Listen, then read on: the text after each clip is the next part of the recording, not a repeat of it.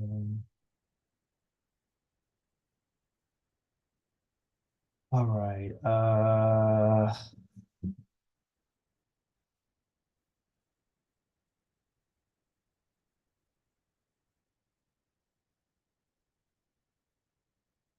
All right, everybody. I'm back and I'm trying this again because the last one that I just did not work out too well. So let's see if I got it right this time.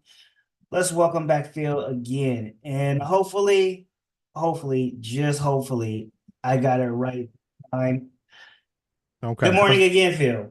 Good morning again. Can you hear me? You Okay, good? so it didn't work again because I can't hear you again. Okay, so for some sick reason, whatever speakers is working into it is not working. And I really hate that. Because separate, hold on. Okay, let's,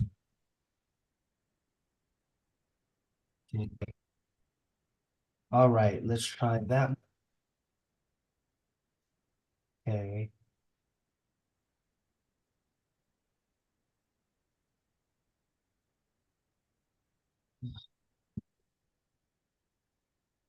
okay, so maybe,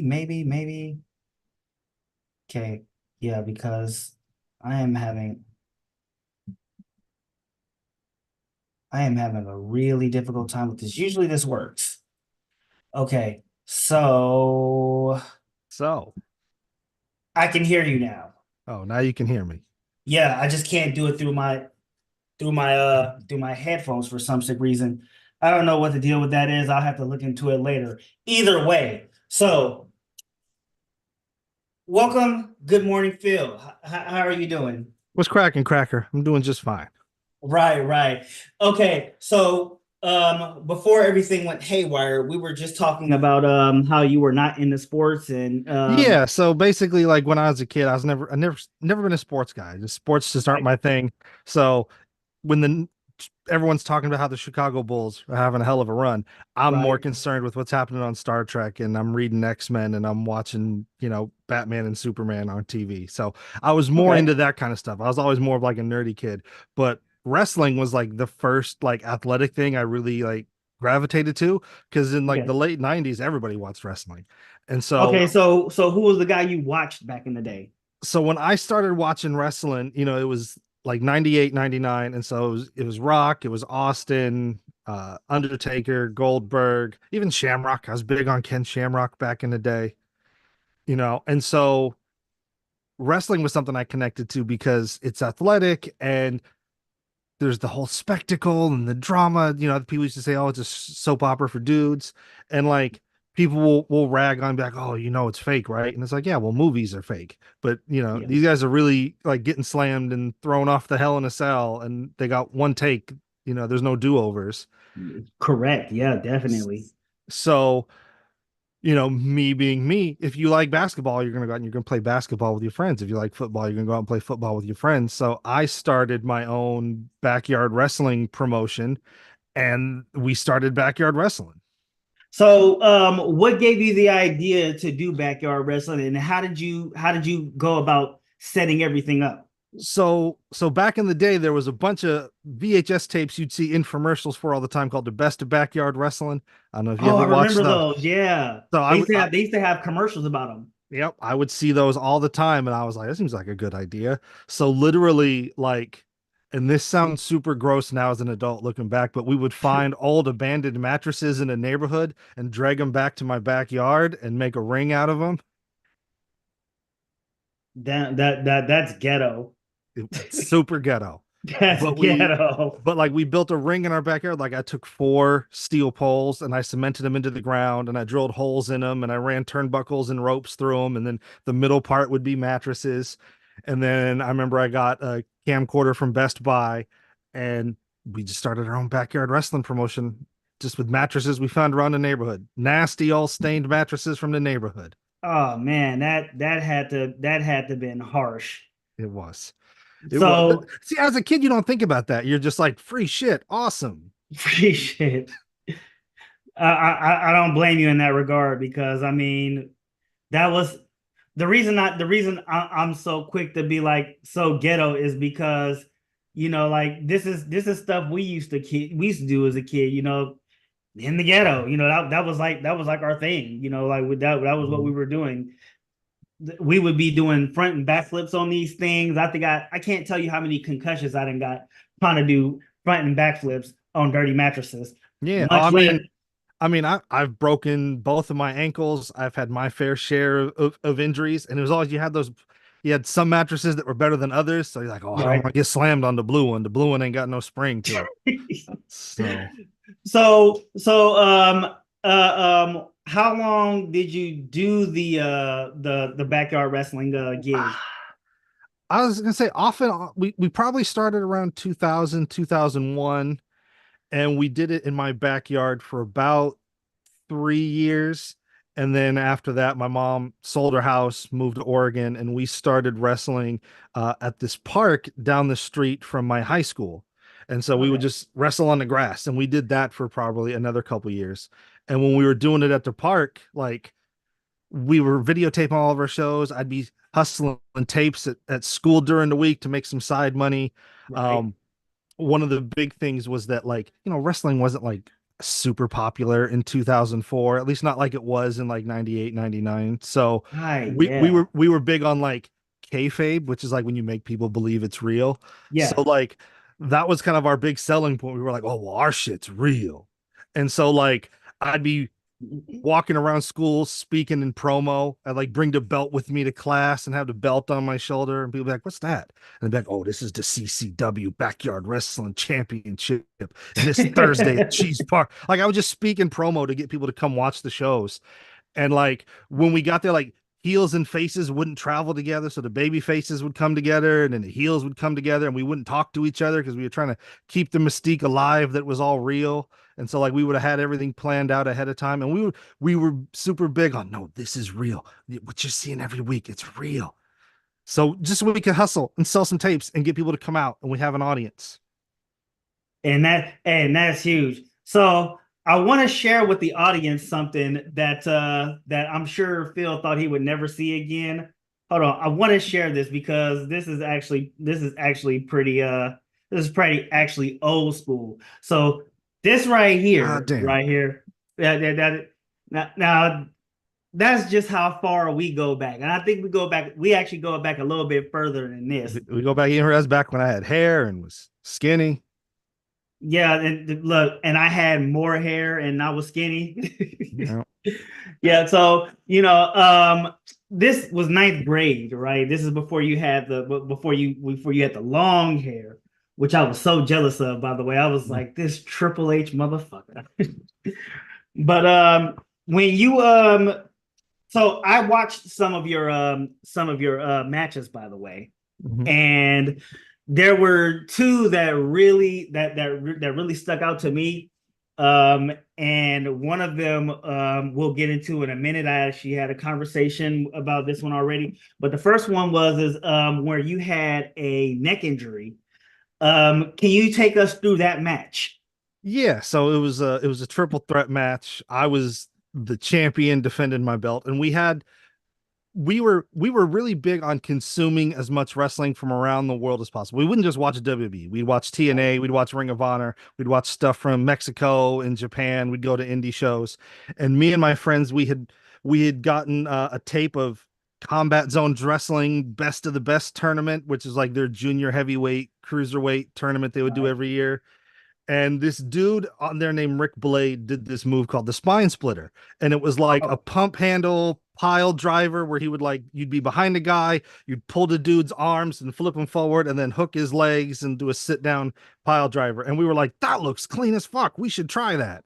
And so oh we man, that's so dangerous. we practiced it a bunch of times, like on the mattresses in my backyard, and it was fine. Right. There's no problem. But we're practicing it on mattresses. In the match, we're on the ground and we're also doing it on a steel chair. And our positioning was off. And instead of landing on the seat of the chair, which is a nice, flat, even surface, I landed like on the edge of the chair. So like my head was on the ground, my neck was on like the rim of the chair. Like we were completely off. So it was And a botch. It was a botch. We were a little off. We were like 6 more inches and I would have been fine. Story of my life. But But like two more and you be Stone Cold Steve Austin yeah, or so worse. my neck got real jacked up from that. I still have neck problems. I'm always like cracking my neck, and sometimes it sounds like a deck of cards shuffling when I do that. But I was in a hard collar for uh I think 2 weeks, then I was in a soft collar for another month after that. So the other match, it was a match between you and one of your castmates, Black Joaquin.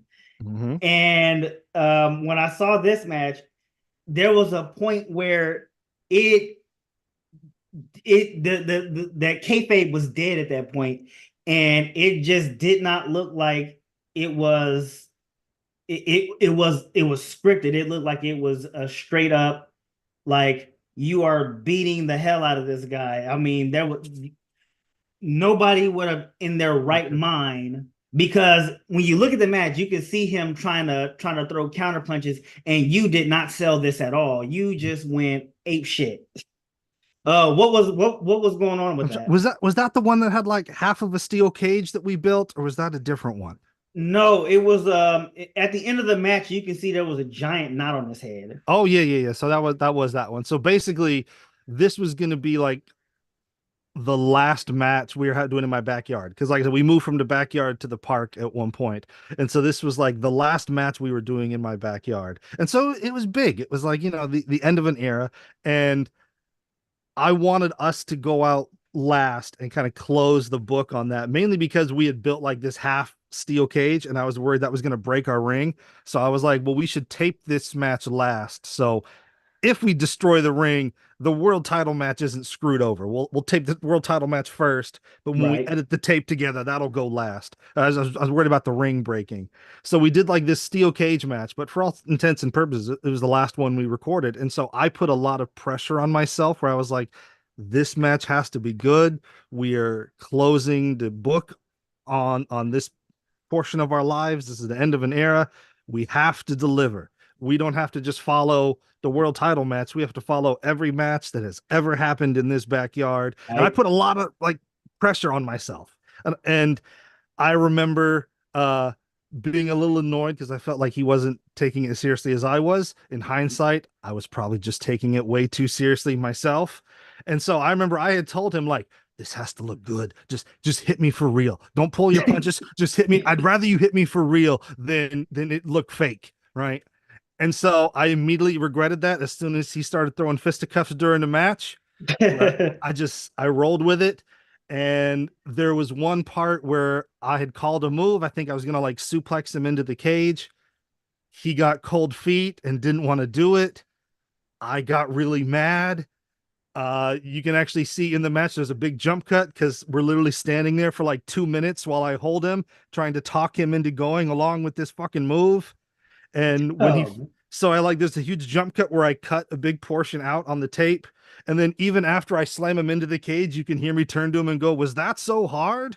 And then you can everyone watching is you could tell was like, "Oh shit." And then the match kind of derailed and went off the rails at that point, and spots were getting screwed up.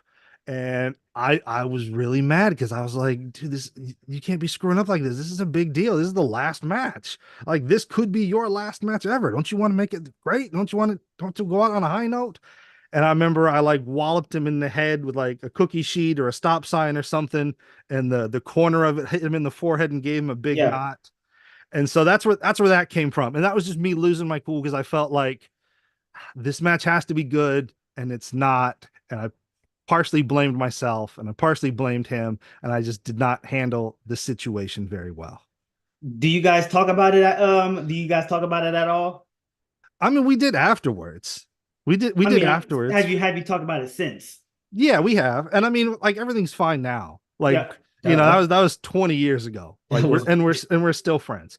But it's just yeah. back in that day, like I took it really seriously because this was like the first thing that like I really loved that I could share with other people who also loved it as much as I did. And so like I took it so seriously, even with like the neck thing. Like when the neck thing happened, we were in the middle of like this inner promotional feud with this other backyard wrestling group from Vallejo. And Okay. they thought they were better than us. We thought we were better than them. And even though wrestling's fake, I took this shit super seriously. And we had this one guy wrestling with us, and I fucking hate this guy to this day. I hope he dies. He's a Oh shitty human wow. being. Like we got Vince Russo, Jim Cornette heat, but Oh wow, that's deep.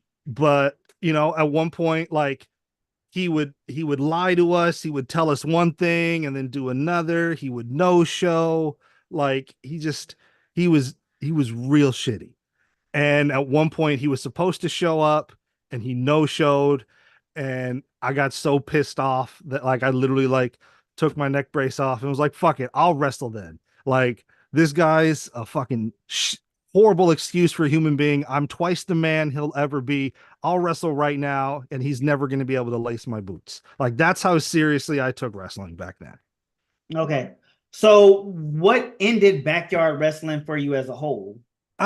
So as we got older, it started to get harder to get everyone together to do shows because when you're in high school, like nobody's got jobs. Like, fuck it, Right. why not? So, we'd wrestle after school, we'd wrestle on the weekends. Once you're in college though, it's a little harder when it's like, well, I got a job, I have to put in for time off every time we do a show. Yeah. You have other responsibilities. And it got to a point where we were just like, all right, well, we're like 19, 20. We've been doing this since we were like 13, 14.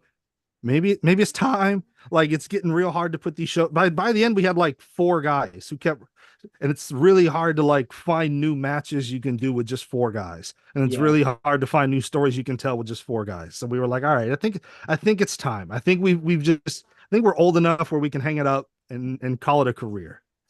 Has anybody considered going to like a wrestling school or trying to go pro or go all the way? Yeah, actually, a couple people. So, my friend Anthony, he used to wrestle as Kid Crush. He was the one who injured my neck.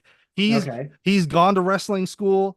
He's got like 12 kids, so he'll go and then he'll stop and then he'll go and then he'll stop and then he'll have another kid and then he'll go and he'll stop. Another kid. And so he's been off and on for years. My friend Evan, who runs Go to Work Fitness, he's in wrestling school right now, so he's training to be a wrestler.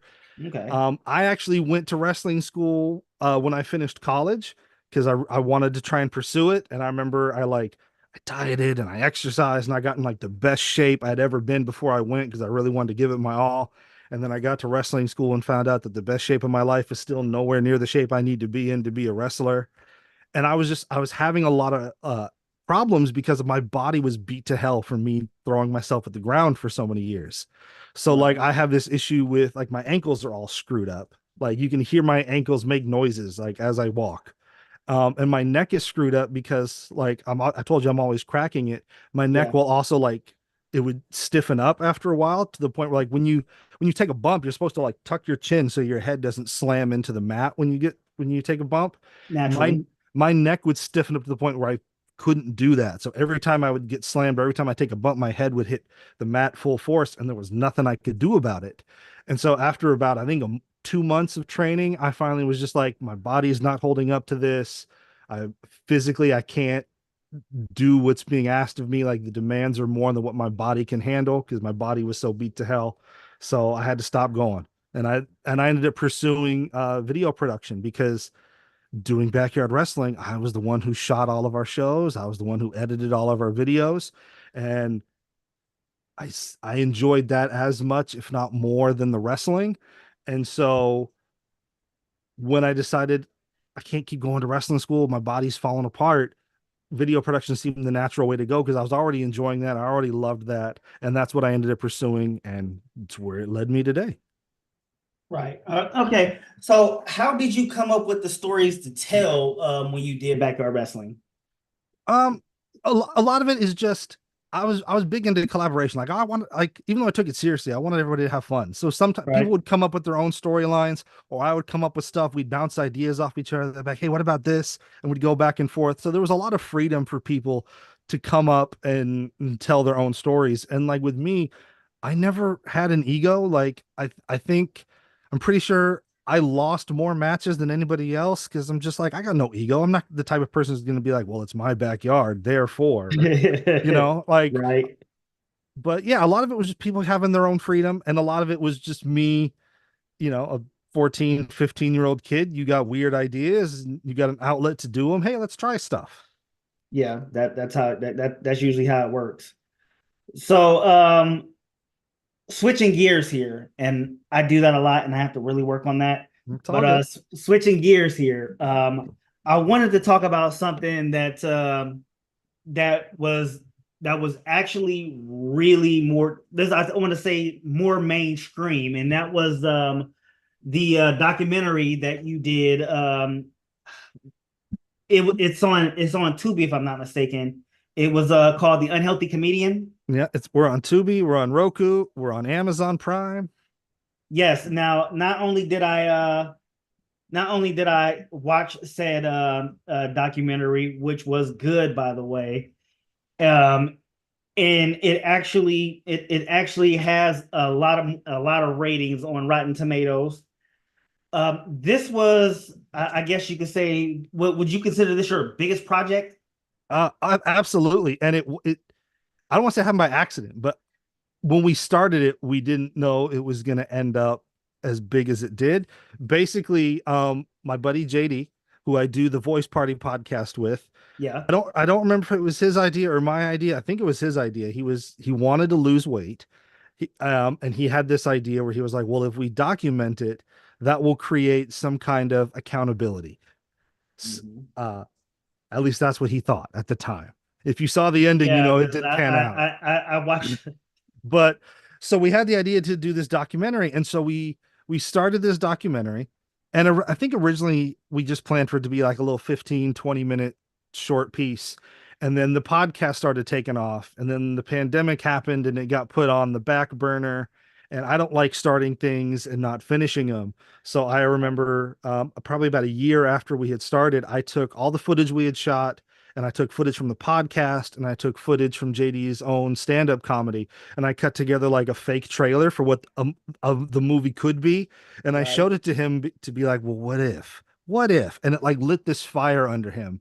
So we got back to it, and we, instead of just making about this fat guy who's trying to lose weight, we also made it about his comedy career and him wanting to be a full-time comedian and him being insecure. Like, I don't really like calling myself a comedian because I don't do it full time. I don't feel like I'm good enough to call myself a comedian. And so we made it about that insecurity of him pursuing his dream of being comfortable enough to call himself a comedian, as well as him trying to turn his life around and be healthy.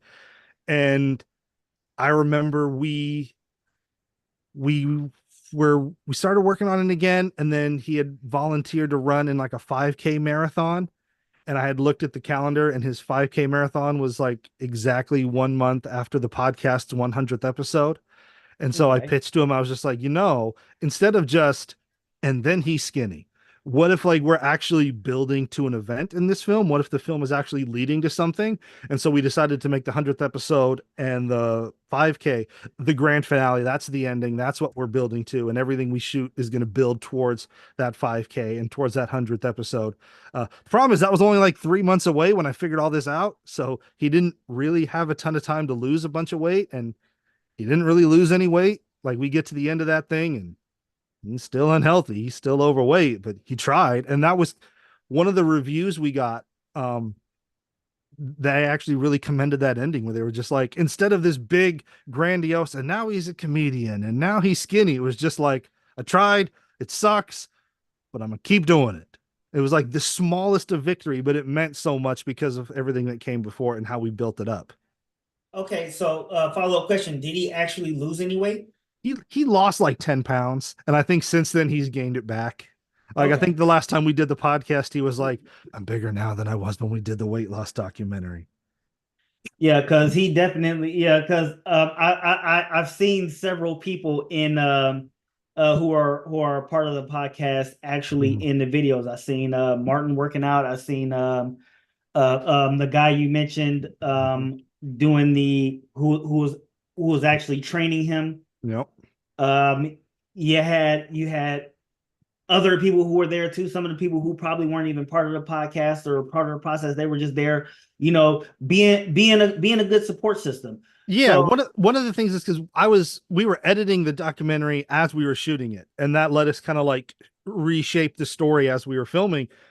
Because early on, I realized, okay, there's a lot of JD in here. Maybe we should get some other voices in here and get some other perspectives in here and just kind of broaden our scope a bit. And so that's when JD had the idea, well, let's bring in, Christina Pickles because she has an interesting story with her own weight loss battles. And let's bring in Cheeto Floriano. Let's bring in Archimedes Zabria. Let's bring in all these other people who have been on similar journeys. And that way, instead of just being about, I'm the only unhealthy person in the world, it's like, no, everyone is dealing with this. Everyone is struggling with this. We all are fighting the same battle. okay, so I want to bring into something. I want to bring into something that I actually enjoyed, and I actually found it while I was when you was telling me about your YouTube channel, IOP video. Which, by the way, I want to share this in the comment section so people who are watching y'all can check it out. Um, it was, and I want to say it was like its own little side, like Men in Black side story. I can't remember if Yeah. it was called Suits. It was it called Is Suits? is black suits is Black hashtag. Suits. Thank you. Yes. Yeah. So this was one of the projects that I actually enjoyed. I watched all the episodes. Mhm. Um, and if you watch the very first episode, you are actually in it and you got neuralized. Mhm. Yeah. um, So how did the shifting characters come about where it was just this one Yeah. guy So and then now here's you have two guys? okay. So the way black suits came about was that Men in Black 3 had just come out. Mm-hmm. That's how long it took us to work on it. And my buddy Carlos was just like, I have an idea. Hear me out. Men in Black, the Agent C Chronicles. And he was just kind of like Agency half, he was Chronicles. just kind of like half joking. But I thought about it and I was like, well, I love sci-fi. But sci-fi is really hard to do because you need spaceships and aliens and planets. But with the Men in Black, it's on Earth. All the aliens are disguised as humans. We could realistically pull this off, actually. So I remember I went and I watched all three Men in Black films and I took notes on what I thought worked and what I thought didn't work. I read all the Men in Black comics. There was only like 9, so it didn't take long. And same thing, I took notes on what I thought worked and what I thought didn't. I started researching like real life Men in Black encounters people have had.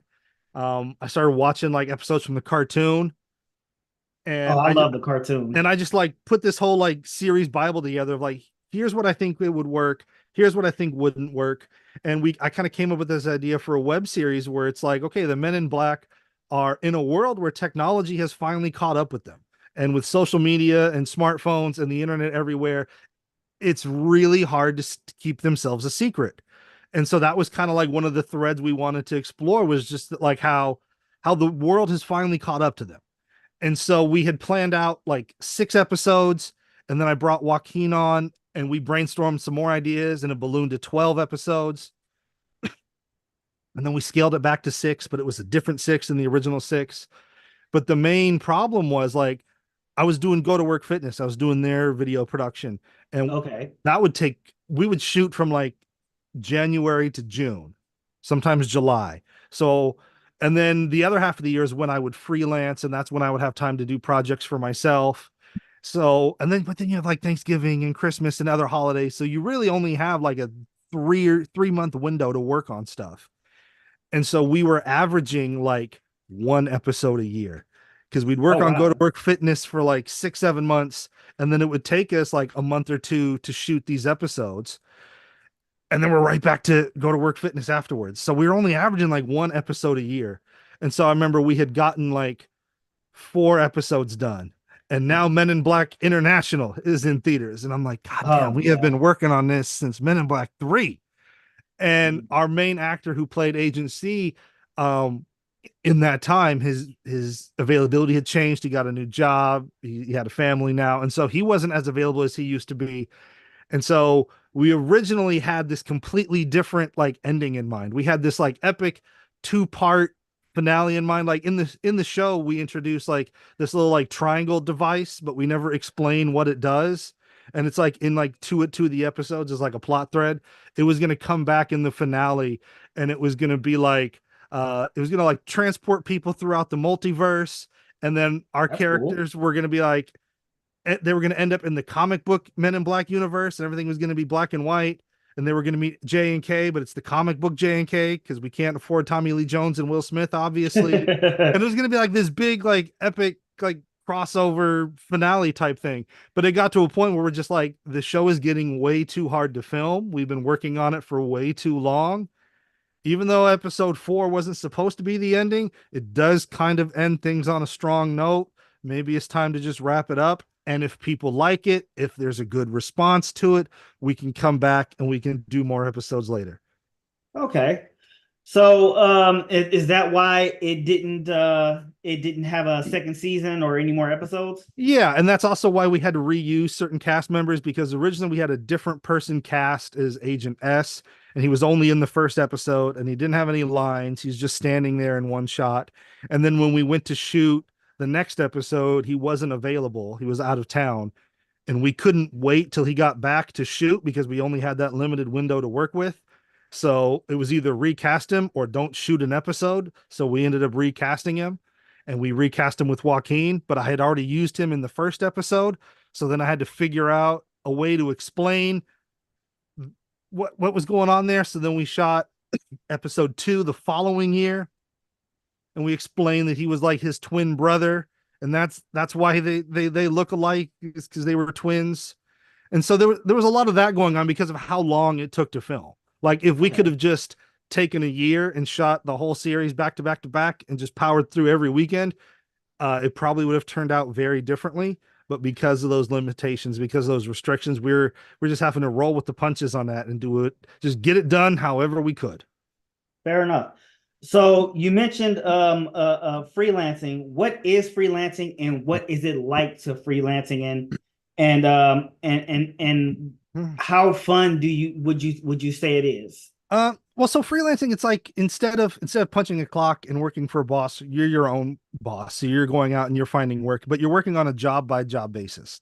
Okay. And so it's very stressful because you don't know where that next check is coming from or how Mhm. much that next check is going to be.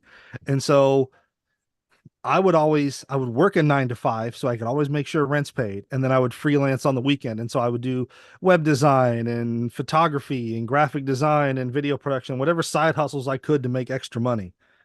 And some of the stuff is really fun. Like I've done projects for Pro Wrestling Revolution down in San Jose. And so Okay. I've got to like hang out with wrestlers and shoot videos for that wrestling company. I've had an incredible experience working for them over the years. And then sometimes you're doing stuff that you don't care about. It's just there for the money. And so I don't enjoy it as much as I used to, mainly because now I just really want to do stuff for myself. Like I'm kind of tired of working for other people. And if I'm going to put that much energy into creating something, I want it to be something that I enjoy, not just something for somebody else. But I still do freelance from time to time. Okay. So would you say that freelancing is more contractual than Yeah, so basically like I just put a video up on my YouTube channel about like what's in my production contract, because basically like it's on a job by job basis. So every time I'm with a client, we have to have a meeting about what the project is, what the scope is, whether or not I can do it, whether or not I'm interested in doing it.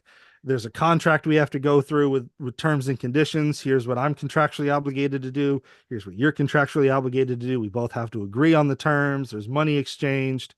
And it's just a lot of times it's a headache, but I've gotten burned so much that I'll take the headache over the burn scars. right?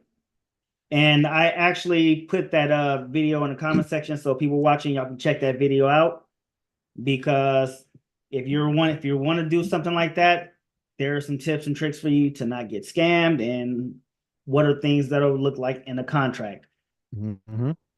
Okay, so how did you hone your skills as a videographer? And what's the craziest gig you've ever done? So a lot of it is trial and error. It's a lot of, go out and try stuff. Like a lot of people are afraid to fail. And I remember out of college, I used to tell myself that like, well, I don't want to work in this field because if it was a job, I might not love it as much as I do now. But I realized that I was just afraid to fail and I was giving myself an excuse not to try. Okay. And so it's it's a lot of make mistakes early, make mistakes often, but then don't make them a second time. And so, like for me, I would go out and we did a show called Frosted Mini Fears, which was a horror anthology series. And there was a lot of learning on that and a lot of mistakes made on that and a lot of trial and error. I used to do, graphic design for a bunch of like local rap artists. I did a music video for Joaquin at one point. I Yeah, did I a heard doc. about that. I did a backyard wrestling docu series on YouTube called Backyard Wrestling History. Like I would just constantly create, and I would constantly like hone my skills through repetition. I would consume as much media as I could. Like on YouTube, there's tons of resources available. So if you're into filmmaking, you can watch Film Riot or D for Darius or Make Art Now or Indie Mogul or follow people like Philip Bloom or Shane Hurlbut or Dave Dugdale or Caleb Pike. There's all these people you can follow, and there's so much information out there. And I would just be a sponge and I would suck all that up. And then I would go out and I would try things. And I would try a lot and I'd make a lot of mistakes. But eventually I got better and I honed my skills. And now I'm at a point where, I made a feature film that you can buy on Amazon. And I work in video production for a living. Like that's how I provide for my family is by doing video production. And it didn't happen overnight. It took a long time, took a Okay. long time, but you just have to have that nose to the grind and you have to have that mentality where it's like, if this is what you want to do, then do it. Don't make excuses. Don't sell yourself short. Just put yourself out there. And if you fail, you fail. But it's better to fail than to never try. So now you do a podcast, the Voice Party podcast, which I watch every day. If I don't watch the full episodes, I watch some of the little shorter videos or I'll watch the shorts. I particularly watch the shorts because I have the attention span of Martin. Mhm. Um, how did you get that started? Yeah. So with the voice party, that was JD's idea. I was doing a music video with Joaquin for Frosted Mini Fears. We had taken a song he had written because with Frosted Mini Fears, it was a horror anthology show. So we would Right. do like short films, we would do audio stories, we would do all these different types of media for it wasn't just one particular thing. We would try different forms of storytelling. And one thing we wanted to do was we were like, well, what if we do, instead of just a horror short film, what if we did like a horror music video that was also a short film? And so he wrote and recorded this song called Devil's Due, and we recorded a music video for it. And originally the actor who was going to be in it, uh, flaked on us. He was double booked. He was busy. He wasn't going to be able to make our shoot date. And we wanted it to come out on Halloween. So we were like, well, we don't have time to wait. We have limited window we can work with. So I had worked with JD on a previous project a couple years previous. And so I had reached out to him and he was down. And so we came and we shot it over 2 days and we had a great time. It was great working with him. And then he kind of pitched us this idea where he was like, I've been wanting to do a podcast for years and I haven't been able to find the right people. Would you guys be interested? And so I was like, sure, why not? Sounds like fun. So we started recording just like in his bedroom. And it was just audio back in the when we first started, it was just audio back in the day. And it's grown by leaps and bounds since then. And now it's 4 years later, we've done over 200 episodes. It's now a multi-camera live video production. We've had guests like Felipe Esparza. We've had current mayor of Richmond, Eduardo Martinez, on there. We had lead singer of All Star Weekend on there, which was great because I'd never heard of that band, but apparently they were huge and they just disappeared one day and no one knew what happened. So he got to come on and explain why he left the music industry. And when you read the comments on that video, there's all these fans who were just like, they now have closure because they never knew what happened. And so they finally get to hear like why their favorite band all of a sudden disappeared without warning. And so we've really, it's really grown into something that like we never imagined when we started it that we would have political activists and comedians and actors and musicians and all these talented people from across the Bay Area come through our doors and tell their stories. But it's really powerful, some of the stuff that's happened. We had a comedian on there named Andy Garcia, and Oh yes, I saw that one. halfway through his interview, he starts talking about how he was homeless and living out of his car for a couple years, and we never knew Yeah. that. And that conversation took like a complete like 90-degree turn, but it ended up somewhere where we were. It was one of my favorite episodes because he got to share that firsthand experience, and it's I don't know if he's ever had that outlet before to tell that story. And then we had another comedian on there named Sean Boyles, and he just recently passed away. And I had footage of him from when he did our show and when he would do our comedy shows. And I remember the day he passed away, I was able to take that footage and cut together a little tribute video for him. And I've heard from people that like, that made a huge difference for them and that they've watched it and that it really stuck with them because that's going to live forever. And so, nobody else was going to do that for him, but we were able to Right. do that for him. So who's been your most reliable collaborators? I mean, if I'm being honest, Joaquin's probably been the most reliable. He's been there since the beginning, and he will go out of his way to be there for you if you need him. So I can't say enough good things about him. Um, JD is also really reliable too because he's motivated and he's just like he'll do comedy clubs like 3 or 4 times a week, like after work and on the weekends, and he does our podcast and we made a movie with him and we're working on another movie with him. And so he has that driver. He was like, I want to be good. I want to be great. I want to make great things. And he's willing to put in the work to make it happen. So I'll probably say those two are probably my two go-tos. All right, all right. So when you're doing your podcast, how do you partition the time between talkers and then getting in between people, getting between who's on camera and while they're talking and getting across all these questions? Yeah, so we've gotten it worked out to the point now where we're kind of a well-oiled machine. Basically, we get together once a month and we record a whole month's worth of content in one day. So me and JD will roll in at 9 o'clock and we'll set up tables, chairs, lights, mics, backdrop, switchers, cameras, power. Takes us about 2 hours to set everything up. Sometimes we can get it down to like hour and a half, depending on how smooth things go. And then we just have slots for guests. So we have a guest at 12, 2, 4, and 6. And then we're usually done by like 7:30. Takes another hour to pack everything up. We're out of there by like 8:30. So it's a 12-hour day once a month, and it's long and it's tiring. And by the end, we're exhausted. But it's way better than trying to do that every single week. And then if we have to move stuff around, if there's a holiday, if someone's sick, if someone has to reschedule, we have 4 or 5 episodes in the can. So if we need to move our shooting day around, then it's not a huge deal. We have that backlog to cover us. And then when we're actually doing the podcast, um, editing those would take forever. If I had to sync up 4 different camera angles and then manually switch between them all, that would take hours per episode. And Yeah, time's valuable. So very. instead, I do everything live on the fly. So I run all 4 cameras into an ATEM Mini. It's a production switcher, and it just records right to an SSD. And so I'm literally just sitting there, like switching cameras on the fly, editing everything live.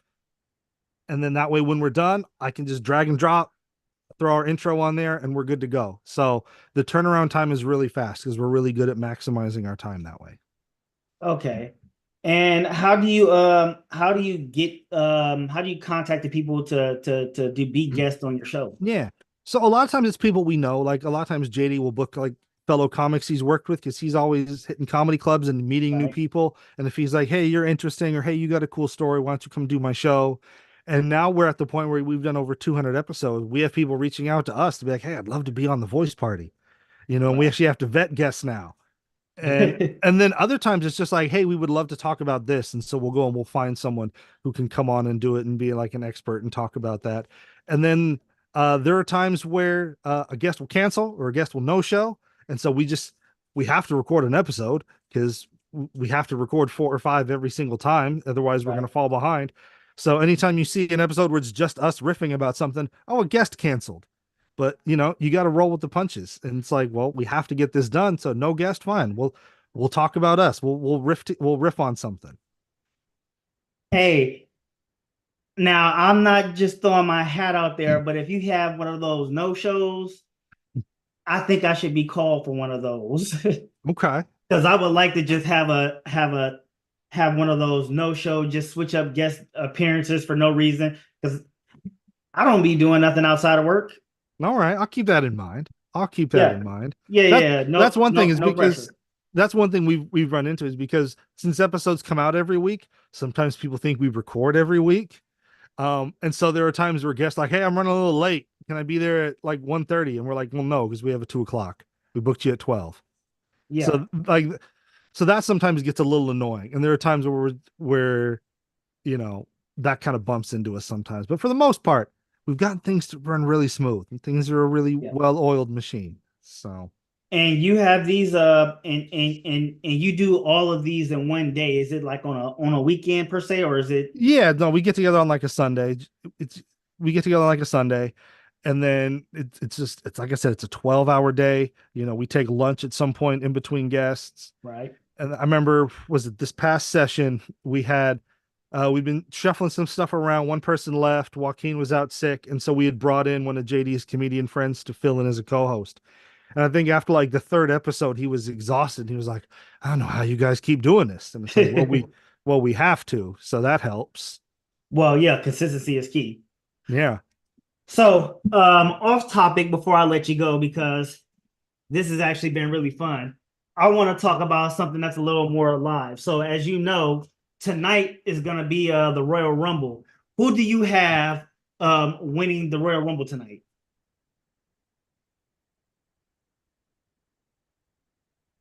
It's got to be either CM Punk and then he challenges Seth Rollins, or it's got to be Cody Rhodes and he challenges Roman Reigns. Either way, we have to get both of those matches. We got to have Cody finish his story against Roman Reigns, and we got to get Punk and Seth Rollins. Whether or not one of those wins the Royal Rumble, the other wins Elimination Chamber, or they find some other hoopla to get us there, those are the two matches we need. There's been a lot of hullabaloo, but maybe it's going to be The Rock and Roman Reigns. We don't need that. You don't need that. We need Cody to finish the story. You can do Rock and Roman Reigns at SummerSlam, okay? But Cody needs to finish the story. So, do you have any predicted guest appearances in the Royal Rumble by chance? It's hard because it's hard for me to keep track of like who's a free agent right now. I would love to see Matt Cardona come back and be a special entrance in the Royal Rumble. He was Zack Ryder back in the day, if you remember Zack Ryder. Yeah, I remember Zack Ryder. That was my dude right there. He's been killing it on the indie scene. He's completely reinvented himself. I would love to see him come back and have a spot in the Royal Rumble. So I would probably say Matt Cardona.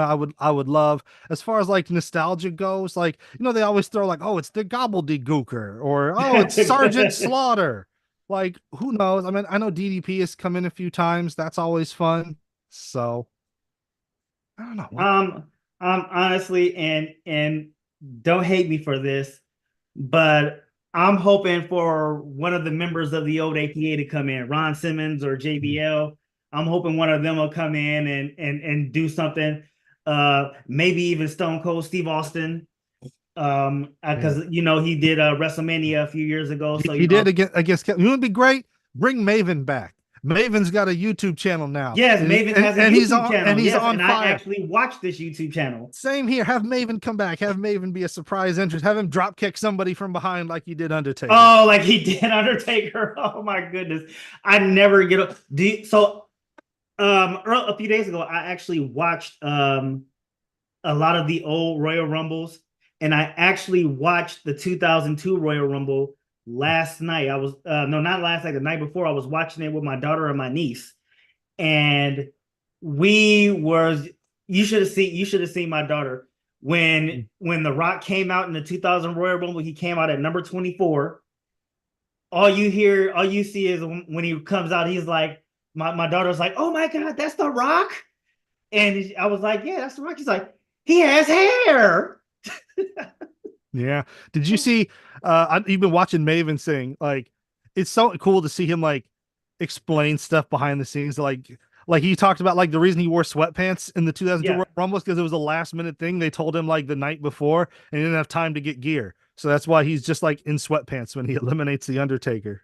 Yeah, And and so and then he just did a video where he broke down like how the Royal Rumble is laid out and what a run sheet looks like, so people know what their spots are.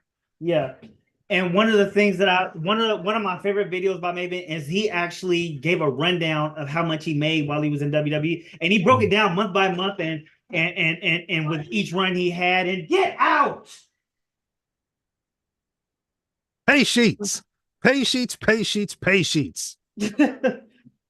Look, I've been doing this parenting thing way too long, man. I think my patience is running out right along with them. No, I get. You know what? Actually, you asked me about like a story earlier. Here's one I can tell you. So I've been doing videos for Pro Wrestling Revolution for a bunch of years, right? Mhm. A few years ago, they did a partnership with All Japan Pro Wrestling, which in Japan you have two major ones. You have New Japan and you have All You got New Japan. Japan and all They were Japan. they were like the WWF and WCW of Japan. So he was doing a partnership with New Japan where they were going to do tryouts, and then somebody was going to win and go to Japan and get a spot on the All Japan roster. And so for like 3 days, I got to follow around Jun Akiyama, Ultimo Dragon, Yoshihiro Tajiri, and follow them Oh, around for Tajiri. 3 days Oh, and document them, in the Bay Area. We went through San Francisco, went through Marin, we did the tryouts, and then backstage, and then the actual show.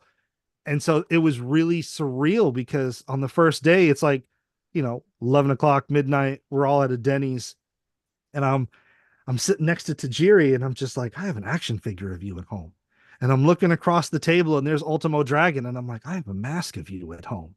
And it was one of the most surreal moments of my life. And in fact, one of my buddies like hit me up out of the blue, and he was just like, hey man, haven't heard from you in a while. Just thought I'd see what you were doing. And I texted him back. I was like, oh, just having dinner with Tajiri. He was like, what? And I was like, Tajiri, selfie. And I like took a selfie with Tajiri and sent it to him. And he was like, oh my God, that's Tajiri. And I'm like, I know. so is one of the Tajiri action figures back there? Because I know there's a lot of Marvel and DC, but I don't Yeah, see a Tajiri. the Tajiri's in storage. My studio apartment's really tiny, so I got to be selective with what I display. How you have a studio apartment and you a married man? I don't know if you realize this. California is a very expensive state to live in. Please keep that in mind this upcoming election season. Yes, definitely. Because I definitely I don't know if you noticed this, so I don't dabble in politics like a lot of people do. And and honestly, like when I was watching one of the episodes of the Voice Party podcast and I seen you get all that hate for wearing the MAGA hat, I was just like, It's not a MAGA hat. It says make podcasts great again. it looked like a MAGA hat, so I had this, so it just looked, Yeah. and I was just like, it may not actually be a MAGA hat because I actually have a similar hat. So whereas yours is a parody, mine is also a parody. Mine says something different. It says made you look, Black Lives Matter. Yeah. Okay. See, one Yeah, of the things I really love about the Voice Party and why I enjoy doing it is because it's like California says it's a melting pot, but it's not really, because as soon as you say you vote red, all of a sudden the whole state turns against you. But with the yeah, Voice Party, we actually do like embrace different opinions, different beliefs, different ways of life. So you look on the podcast and it's like some of us are left wing, some of us are right wing, some of us are religious, some of us are atheists. Like we all come from these different walks of life, but we all get along. We all respect each other. We all respect each other's opinions and beliefs. And I wish the rest of the world would kind of follow our example instead of just like attacking each other, because at the end of the day, and I've said this on the podcast, like if you're liberal and I'm conservative, at the end of the day, all that really means is we're going to look at the same problem and we're going to see two different answers. And maybe yeah, your way's right, maybe my way's right, maybe it's somewhere in the middle. But if you put yourself in a box and shut yourself off from any opinion that's different than yours, you're never going to see any of those solutions. You're never going to see anything beyond your own, 2 feet in front of you. Like you have to be more open-minded and you have to like embrace different ways of thinking. Doesn't mean everybody's right. Doesn't mean those yeah, opinions are going to be right, but you have to at least be open to hearing people out and you have to broaden your horizons. And now we don't see a lot of that in society. Like everybody just wants to belittle each other and attack each other and, you know, cancel one another because how dare they think differently than I do. And I really wish we would get away from that and just get back to, instead of putting labels on people and putting them in a box, just looking at people as if they were people. Yeah, because I was under the impression that was the whole purpose of podcasting is understanding first off who the people are, who the people who are guests on there, understanding the difference in opinions. I think that was one of the things that made the Cat Williams interview blow up so much. It was just so many differences, in opinions on those videos. You had, they might have been laughing and drinking, but when you look at it, there was a lot of controversy, in that interview. And and you see those controversies even in the Voice Party podcast, and it's still and it's really beautiful how you guys navigate through those differences. Yeah, I remember our first year doing the podcast. We had a guest on the show, and she was talking about wanting to start her own podcast. But she had made a comment where she was just like, "If I have somebody who has a different opinion than me, I'm gonna shut that shit down right away." And we're all like, "Well, that's kind of the problem with everybody right now. Is everybody has to be right. Everybody has to be special. Nobody wants to, hear anything different. Now we have a world where people need safe spaces to protect them from differing opinions and opposing viewpoints. And it's Yeah, like that's what's wrong. Like you yeah, that's just very wrong. It's not helpful at all, and it's no. not healthy either, Yeah. because the whole idea. So if you have differences of opinions with somebody, I always believe you have a difference in opinion with somebody, then you should be able to, like you said earlier, you should be able to, you know, see the solutions from both sides and be able to have a healthy conversation about it. It doesn't have to be the end all be all. It just has to be, at least I heard your side and you heard mine. Yeah, and and that's the thing is I wish more people would understand is when you're putting a label on somebody, when you're shoving somebody in a box, regardless of where you draw that line in the sand, there's going to be good and bad people on both sides of that line. There are good and bad Christians, there's good and bad atheists, there's good and Yeah, bad Democrats, there's good and bad Republicans. Just because you slap a label on somebody doesn't make them a good or doesn't make them bad. People are people. definitely. Because I can tell you right now, you and I, we have definitely had our differences in the now 24 years that we've known each other. And it don't make you less of a friend. Whether who you vote for does not determine the value of our friendship. Yeah, exactly. Who you are as a person is what made our friendship. And anybody who's watching this and who will watch this in the future, they already know there are two clearly differences between you and I.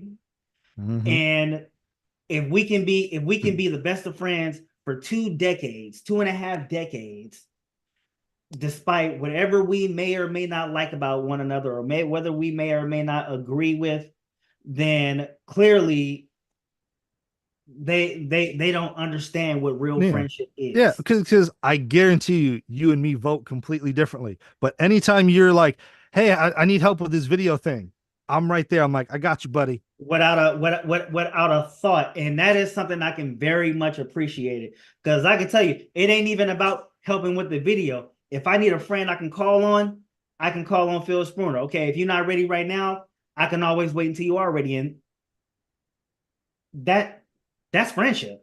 Mhm.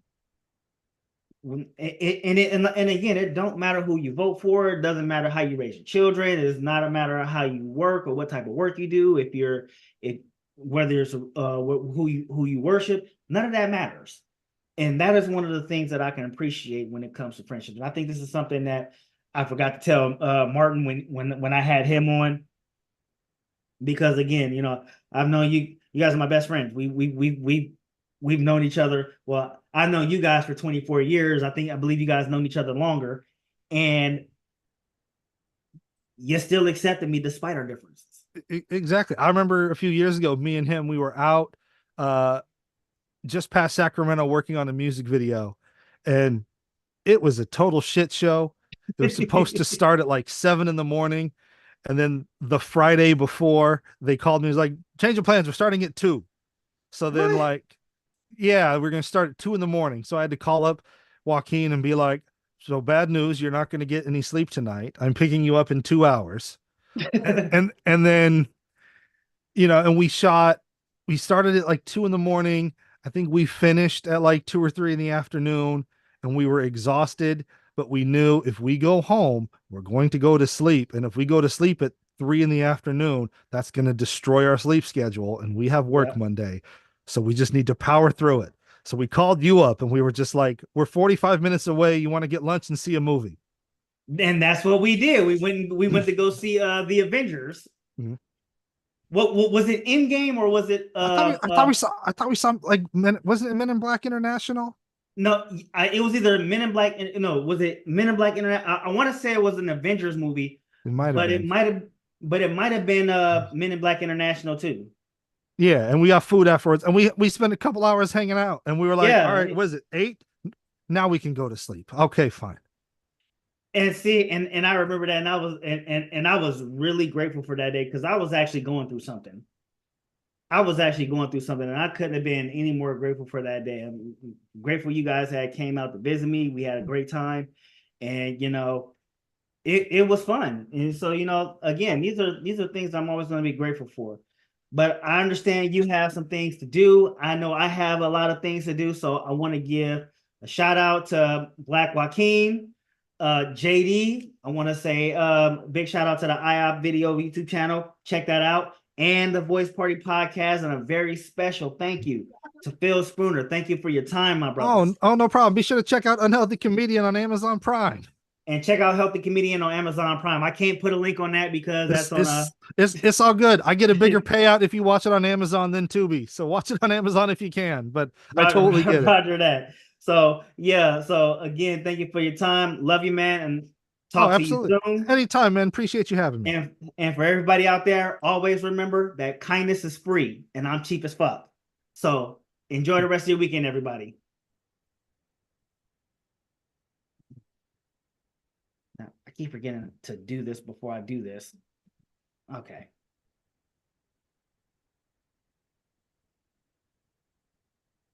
Okay. I gotta ask, can you hear that? Hear what? Never mind. I ruined it. All right. Take care, buddy. All right. Take care.